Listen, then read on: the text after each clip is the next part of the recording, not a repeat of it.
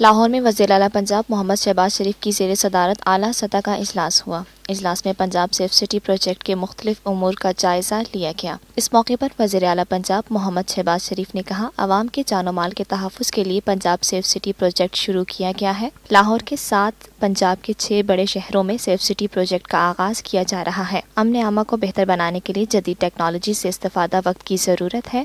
محمد شہباز شریف نے کہا کہ عوام کا جان و مال کا تحفظ ہماری حکومت کی ترجیح ہے۔ سیف سٹی پروجیکٹ سے شہروں کو محفوظ بنایا جائے گا۔ جرائم پیش افراد اور دہشت گردوں کی قلہ کمہ کے لیے ہر منصوبہ ایک سنگ میل کی حیثیت رکھتا ہے۔ وزیر اعلیٰ پنجاب نے مزید کہا، اربوں روپے کے اس اہم ترین منصوبے پر پیشہ ورانہ انداز میں کام کرتے ہوئے آگے بڑھنا ہے۔ صوبائی وزراء Rana Sanaullah, colonel retired Muhammad Ayub Gadi, chief secretary, additional chief secretary داخلہ، قائم مقام انسپکٹر جنرل پولیس، چیئرمین منصوبہ بندی اور ترقیات، پنجاب سیف سٹی پروجیکٹ کے اعلیٰ حکام اور متعلقہ افسران نے اجلاس میں شرکت کی۔ Lotus Lake Towers, a groundbreaking endeavor by Lotus Properties.